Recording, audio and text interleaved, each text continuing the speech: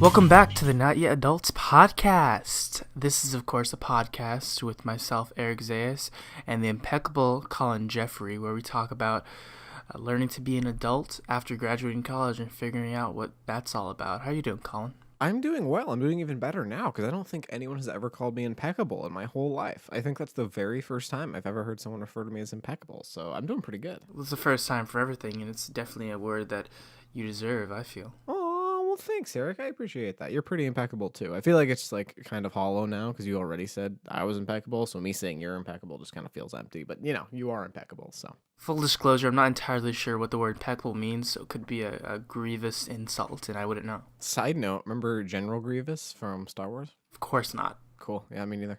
What do you want to talk about today, Collin? Eric, I was sitting there up on the mountain pondering and thinking about life and Earth and Captain Planet and all these things.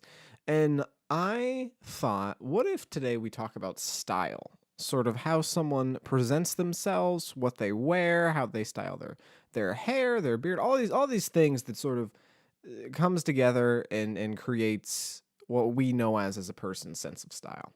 Okay. I was going to ask, what does style mean to you? What do you think of when you think of style? So it's interesting because I feel like style is, I think for a lot of people, either something you have or you don't. Like it's this very sort of nebulous concept that we don't really know where it starts and stops. You just kind of know it when you see it, I guess. And so when someone has a certain way that they dress or kind of a cohesive theme to how they live their life or how their behavior is or what kind of stuff they buy, whatever it is, when there's sort of a cohesive theme that ties it all together, I feel like that's where a sense of style comes from.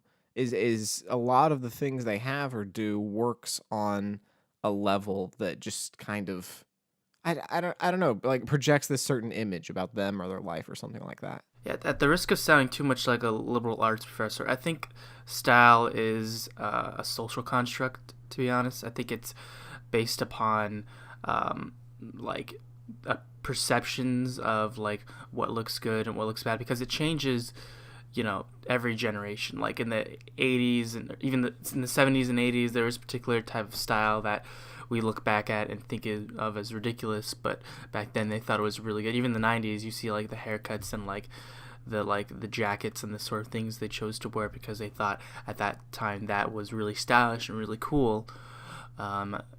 Whereas we look at it today and we think that's humorous and ridiculous. It's based upon perceptions and also like what people deem as cool. I think style and like the idea of being cool and how that's based on like how someone feels and how people like feel about them rather than like empirical, factual, measurable units.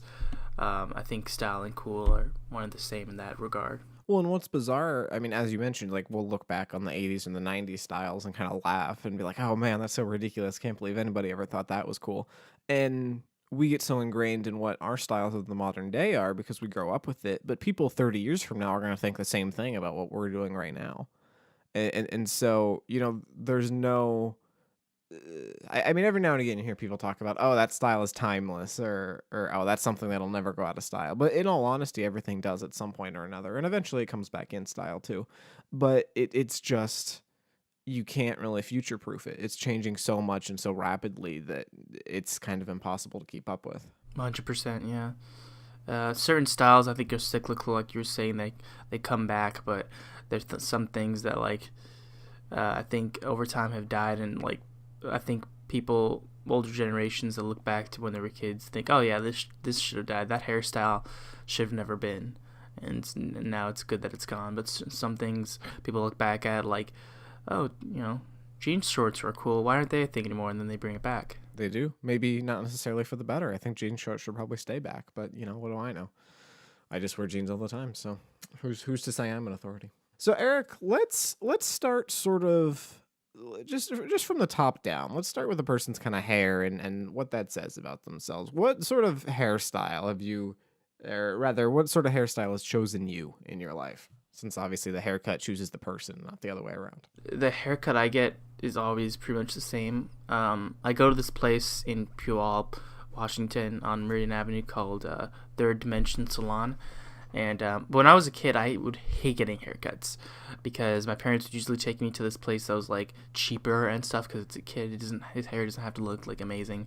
And like I mean, not that I expect to be pampered or whatever, just getting a haircut, but like it would I was feel uncomfortable, and then I always felt like they'd cut it too short, and it was just like a really negative experience. When I got older, I kind of got like more comfortable with it, and this place I go to, Third Dimension Salon, is really nice because like it's just like I don't know, it's just really a chill environment, and the people there are comfortable like if you want to talk, and they're also comfortable if you want to be quiet, and like they're it's mostly women. It's like a salon, so it's kind of like a more female oriented sort of place, but that doesn't bother me because I'm totally comfortable with that. And I always get pretty much the same thing. 4 on the top, which 4, these numbers are referring to like the size of the guard that they, or like I believe it's the size of the guard. So like the bigger the size, the more hair length you're allowed. So 4 on top, 2 on the sides, and then I have it blended together with a scissor cut. And I always mention like even if it's the same person I'm getting my haircut from that I've got it from last time, or forgot it from the last couple times, because it's so much time passes between haircuts. I always like make sure I remind them that I have like this part in my hair, and like I like to have a little length at the front near the bangs because I have like a cowlick that I like to brush aside with my hand, so I need a little length at the front. So you pretty much have it down to a science at this point. Pretty much, yeah, and it's because like I kind of like I always for years never knew what to get for a haircut. I was just like just trim it and stuff, and then like I finally was like I'm gonna ask, like I'm gonna like look up pictures of like styles I think are good, and then when they start cutting my hair, I'm gonna ask like what's the terminology to use to describe this haircut, because like this haircut turned out really nice, and I want to remember it for next time. So I'm not really the kind of person to change it up. I just like figured out what works for me, and so that's what I've been getting for the last like couple years. So you're ahead of the curve in comparison to me, because I'm still at that stage where I don't really know what I want. I never have. I've always hated getting haircuts because I always go in and they're like, "What do you want?" And I'm like, "I don't know, just cut it off." I want bald. I want to be completely bald. Never quite bald, because I mean I don't know how many people have this, but I've always felt that I have a very interesting relationship with my hair, which is I'm proud of my hair because I've always had a thick head of hair, and it's always been there, and it's always been very dark, and it's a feature about myself that I like. That said, I have never once in my life gotten a haircut that I was immediately happy with. I'm always happy with my haircut about a month after the fact when it's grown in a little bit. And I feel like as a kid, because like I'm come from like a lower middle class family, like we never starving, but we didn't have all the money in the world to throw around, and so as a kid I'd have to get a haircut. I don't know, like once every 2 or 3 months, and so to make that like last, I had to go really short when I first got the haircut, and then let it grow out for a while. And as I've gotten older, I'm starting to get a haircut. I don't know, like once every 6 weeks or something. And for me, it's really just a hassle every time because like there's this I don't know what I'm talking about when I go in there, and there's this sense of anxiety of like I'm gonna be stuck with this, but I don't really know what to ask for, and it just always seems like it turns out with something that I don't like. So I like my hair after the fact, after it's grown out a little bit, but haircuts I'm just always disappointed every single time.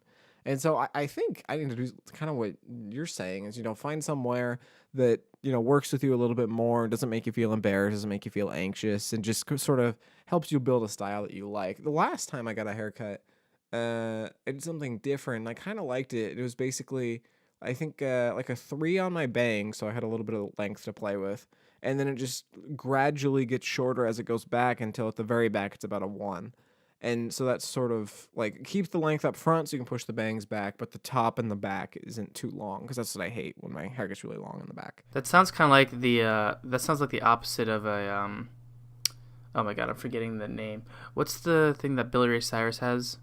Yeah, business in the front, part in the back. It sounds like you're doing part in the front and business in the back. Yeah, and I mean, because you mentioned like looking up pictures of hairstyles that you like and sort of trying to emulate that a little bit. I've tried doing that, and I'll bring a picture of someone whose hair I like, and I'll bring it to the salon or whatever, and they'll always say the same thing, which is, well, that's pretty much what you have now. You just need to be styling it.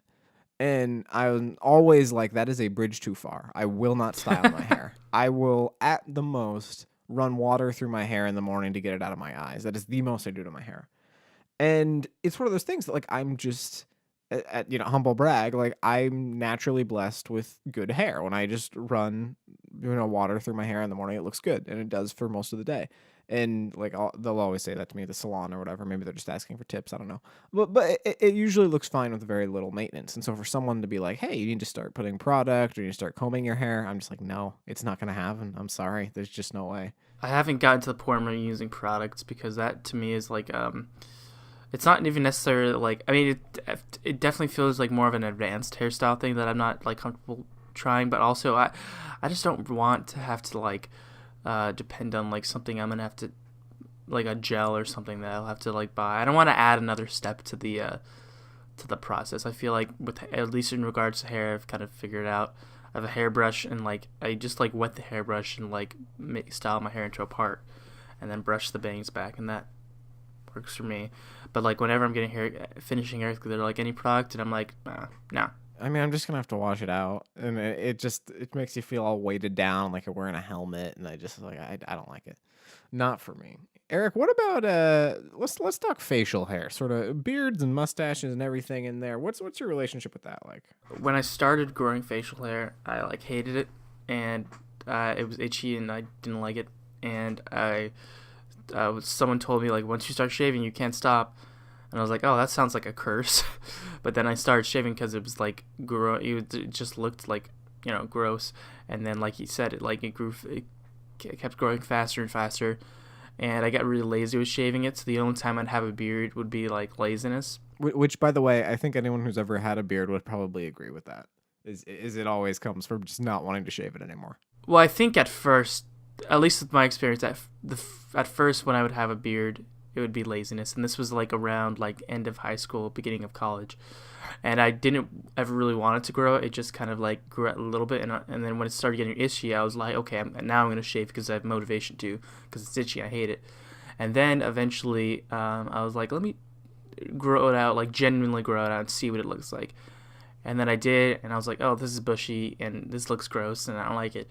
And so I shaved it off again. And then after a while of continuing to be clean shaven, I was kind of like, well, I kind of liked how I looked a little bit older with a beard, so I grew it out again, and then I like started like maintaining and stuff, and it looked like less bushy and more like, purposeful and nicer. And so I decided like, okay, I'm gonna stick with the beard, because when I go clean shaven, I look like a child, and I prefer looking like an adult. And so now the beard I've had for years, and I'm kind of like planning on keeping it for the foreseeable future. Going back to kind of like what you said about style being a social construct, like it is interesting that when people have beards, they look older to us. And I don't know like where that was established. I don't know if that's a societal thing. I don't know if that's some sort of biological, of like we understand that someone who has facial hair is older than someone who doesn't, on average. But it is interesting to think about that is synonymous with age for a lot of people. Well, I think that's mainly just because like I don't know many children that have beards. I know plenty of adults that have beards. I feel like it's just simply because like you look older, because like if you have a beard, that means for sure you're not a child unless you have maybe a testosterone imbalance. Also means you're very wise. You've seen many things in your days. You've been around for many moons. Also, I feel like people who groom it shows that there's like a level of advanced grooming that like kind of that sort of projects to people, because like with haircuts, it's generally like understood that most people get haircuts like someone else. Obviously, I think that's probably 90% the case, that if you got a haircut or you're styling your hair, you're like paying for someone else to do it. Whereas when you have a beard and it's styled, maybe less a percentage, like 80% likely that you're the person doing it, not that you're paying someone else to do it. So if you have a beard and it's maintained and not just like grown out, I feel like that looks you come off to people as someone who like really takes care of themselves because you're putting in extra work, like you're doing this yourself. Which is funny because I would argue that maintaining a well groomed beard is significantly more work than your hair. Just because you're doing it more often and it takes more sculpting and shaping and you're constantly shaving it down. And I think it's a much longer process. I think it's more often, but it takes less skill because I would never be able to cut my own hair because it would come out awful. But like the place the beard is positioned on my face and the ease of the like instruments used to trim it and shape it, for me takes a lot less skill than like what a haircut would be involved. But of course it is more often because it grows pretty fast. When I got to PLU, I was significantly younger than a lot of the people I was in classes with, and that was something that I was like very self-conscious about because I knew that like my age was something that I felt people weren't going to respect me about. And so I basically started growing a beard the second I got to PLU just because I wanted to look older. And I bought this terrible, terrible like Panasonic beard trimmer off Amazon. It was like $20. And I think the blade hadn't been oiled properly or whatever. But basically, I would like run it through my beard 100 times, and like it would not give an even shave. It would just cut somewhere and not others. And I would just let it grow out because I didn't have a razor that worked. I didn't know anything about grooming. So I just let it go for like pretty much the first year, I think. I just keep letting it grow, and I didn't like maintain or trim or anything to it at all. And after that, I'm going to say, well, probably about a year. It wasn't until like, I'm going to say October of last year that I really was like, okay, this is getting bad. It's all scraggly, it's all bushy, it doesn't look good. It makes me look older, but it does not look good. And that's what I got a nicer razor, and I went in, and now I just keep like a 3mm stubble all around. That's about as long as I'll let it go, and I'll shave every, I don't know, 3 days or something.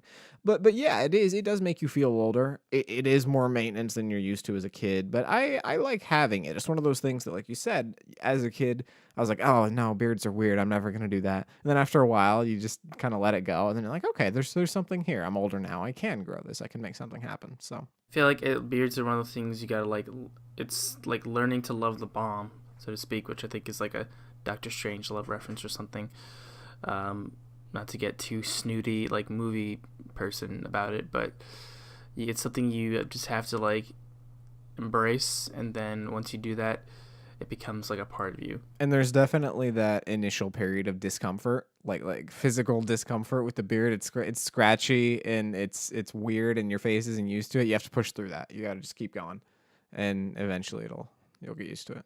Eric, kind of switching gears here for a second. Let's talk about clothing and sort of what that says about someone. What's your kind of wardrobe look like? It's I think it's pretty basic, and it's similar to like my haircut where I kind of like got used to it, and it's functional, comfortable, and it works for me. I typically wear 90% of the time a graphic t-shirt, a pair of jeans, like nice jeans with a belt, and then like a hoodie or like a jacket over that. Even sometimes in the summertime, I prefer wearing a hoodie, which is weird to people. I mean, hey, you find what you like and it's comfortable, and you're like, hey, I don't care what you think of me. I'm wearing the clothes I want to wear. Yeah, and as far as the current shoes I'm wearing, that I've been wearing for last like 2 years something, are these Reebok walking shoes, which makes it seem like I'm athletic, but I'm definitely not. It's just that these shoes were like exceptionally comfortable because it's like the material it's made of is like, no, it's like a really soft material. Like if I tried like any exercise of this, they'd probably fall apart.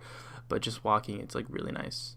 But of course, because it's a soft material, I can't like hike with that. I can't like, if I walk in like a pile in any like ground or like dirt, it would be really bad for the shoes. But they're like really nice, just walking around the house or like basic trail. So for you, you mentioned your kind of wardrobe being sort of basic.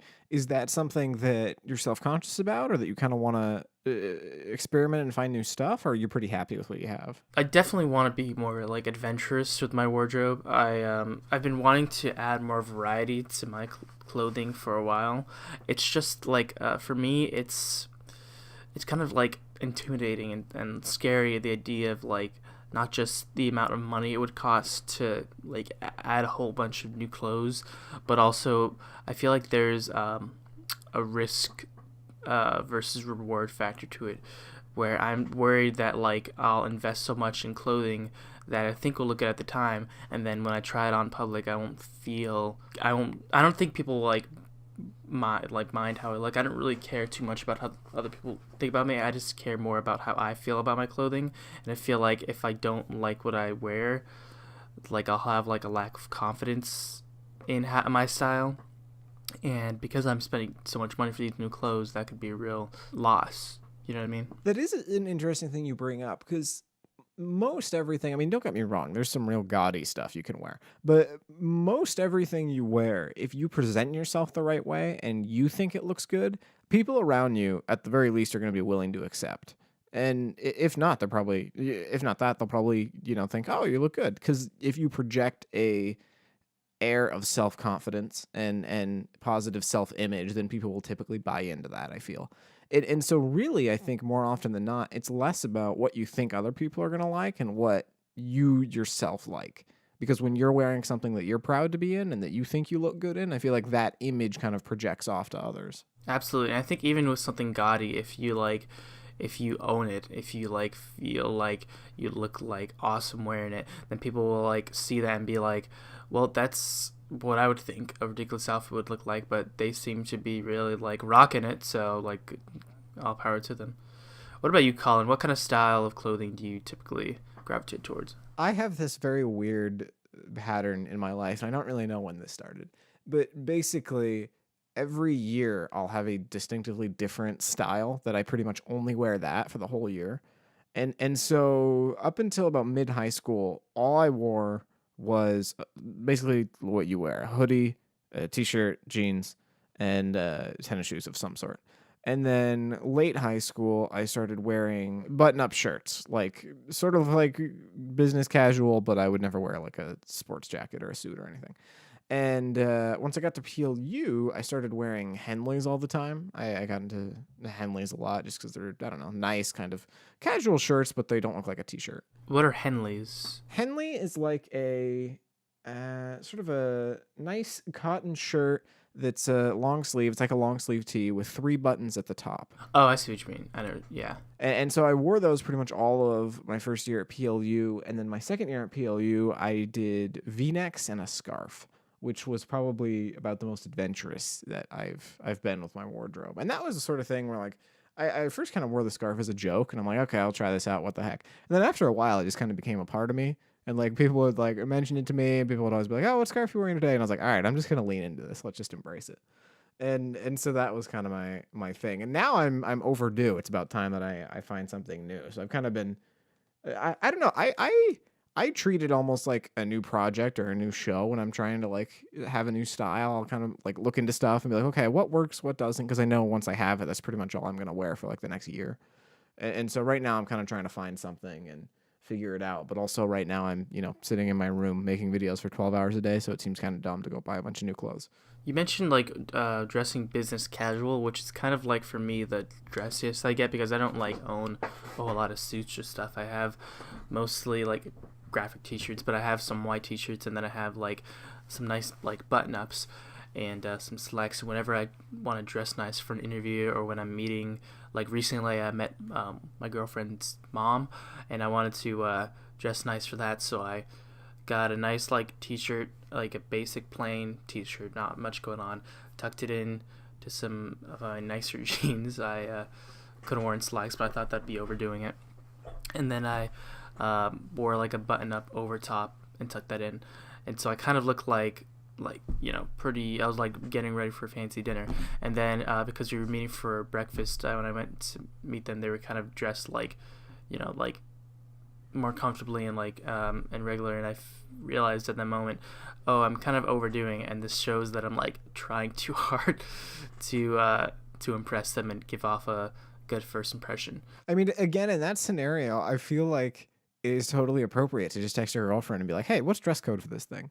Because that's totally something. I mean, I was a business major at PLU, and that was a conversation that you'd have with your team literally every single presentation. It would, be 2 days out or a day out, and you'd be like, okay, we're presenting tomorrow. What's the coordinated dress code we're gonna go for?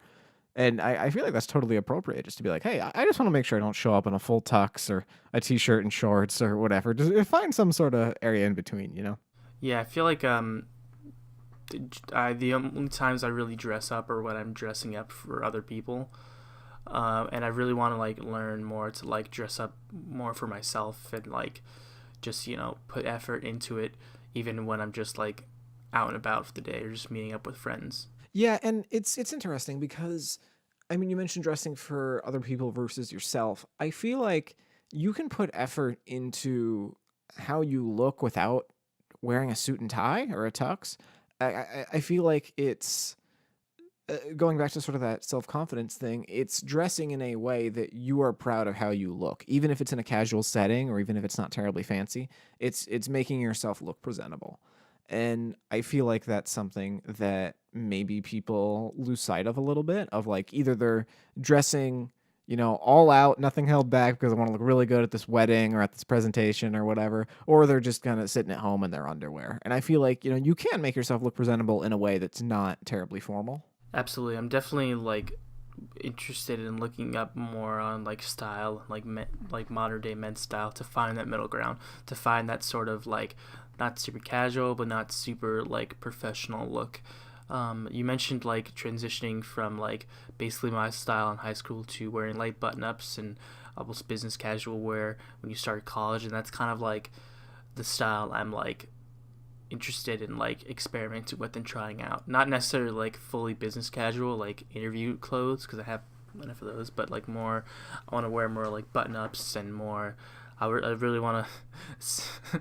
This may sound kind of goofy, but I really want to get into plaid and those kind of like color palette styles. Also, I feel like yeah, that's just a style that I feel like is very Pacific Northwest and very um, like almost like hipster. You already have the black rimmed glasses. Now you just need to get the red flannel and go to a coffee shop and just sit there and write your screenplay and it'll be good to go. I have the black rim glasses. I'm growing out a beard. I just need to wear the flannel and like tuck back the sleeves and get like a MacBook computer and write my screenplay at a Starbucks, like you were saying. Yeah. This is something you and I haven't talked about, but is there any resentment on your end when you're having to dress to impress others and dressing in a way that you're not necessarily comfortable with? But not necessarily. I've never really been in a situation where I've been forced to dress nice for other people. It's always been more of my choice. I guess maybe like sometimes when there's like a family event I'm not really interested in and I have to dress up for, there's resentment there, but that hasn't happened in recent memory, and that's more just like resentment for having to go to the event rather than dressing up for it. Yeah, I associate like more of the negative feelings towards like the activity rather than the like forced wardrobe. I kind of feel like dressing nice for like whether it's me, my girlfriend's parents, or um, going on a job interview, it like something that boosts my confidence because when I look in the mirror, I'm like, I look good. Like I feel like more like there's a higher chance of success in whatever I'm trying to do that day. Yeah, I agree to a certain extent. I feel like growing up when we'd have, like you said, family get-togethers or Thanksgiving or whatever, I would always get mad that my folks would be like, "Oh, you need to wear something nice," and I'm like, "What do you care? Like, who cares? Who there is actually gonna care? I'm just gonna wear my t-shirt." But I feel like getting older, you kind of understand that the context of the meeting or the appointment or whatever kind of warrants a nicer way to dress. But for me, there's a very definitive line in the sand, and that is I will not wear a tie. I absolutely hate how I look in a tie. It's not that I'm like not comfortable in it. It's that I actually don't think I look good in it. And that's especially like being a business major, that was kind of a point of division sometimes. Like I'd be in a presentation with four other people and all the guys would have ties and I'd be the one guy who didn't. And like I'll wear, sports coat and the button-up shirt underneath and all that, but I will not wear a tie just because it's something that, for whatever reason, I don't think works for me. Occasionally when I do actually have to wear a tie, like if it's my capstone presentation or I'm at a wedding or whatever, I always am just, I can't relax. I feel like it's stuck around my neck and it don't look good, and I'm very self-conscious about it. And obviously you're the only person thinking about your outfit that much. No one else around you cares. But I don't know, just that one thing I can't seem to overcome. Would you consider getting into bow ties? I did for a while in high school. I would wear them with my button-up shirts towards the end there. And that was more of a joke thing. I was like really into Doctor Who at the time. And I was like, I'm just going to start wearing bow ties. It's just going to be a thing. Bow ties are cool. Bow ties are cool, man. But it got too cool after a while. I was like, I had to take this out back and bury it. This is just too much. Well, Eric, we're kind of getting a little long in the tooth here. Was there anything else you kind of wanted to touch on with style? I don't know if we really solved anything, but we talked about style for half an hour. I think it's like you just mentioned it, like less than 30 seconds ago, how you're the one that's thinking most about your outfit. Like that's something we always kind of forget when we're like thinking about like how other people view us, and it really plays into how we view ourselves. Really, like if you think about how much you think about other people and how they dress, and like how like little that is in comparison to how you think of yourself, you have to remember that that's what everyone's thinking about to an extent. Like not a lot of people generally care what other people look like nearly as much as they care about themselves. Everyone's kind of focusing on themselves and how they look. So when you think about that and think about how like you really shouldn't care so much about what other people think about what you look like, because they're not putting much thought into you as you think they are, and really just like you need to focus on like feeling good in your own clothes and in your own skin, really, because that's the most important thing. I may have mentioned this on the show before, I don't remember, but there's this one YouTuber, and I don't remember who it was, but they said something that stuck with me, and that is, you as a person have a couple or maybe many things that you're self-conscious about, that you don't like about yourself. And every time you pass someone on the street, that person you pass also has several things they don't like and are self-conscious about themselves. But when you're walking by them, think about if you could identify what those things are just by looking at them.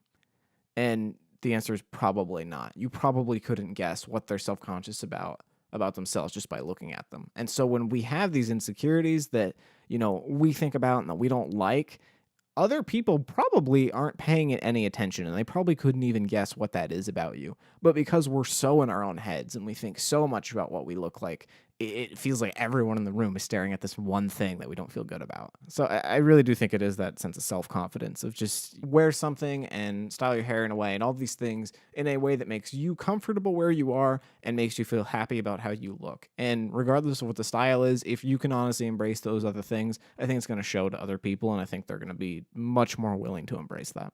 Yeah, I think a wise man once said to me, "Do you?"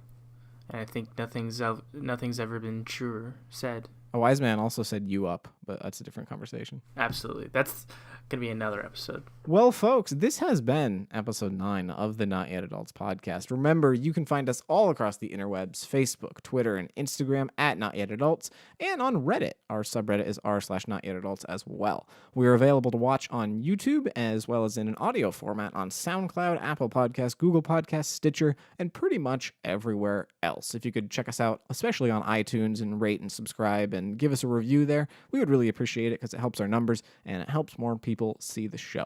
We will be back Friday at 9 a.m. Pacific time talking about something new, and it should be a good time. Until then, we love you all, and this has been Not Yet Adults. Bye-bye.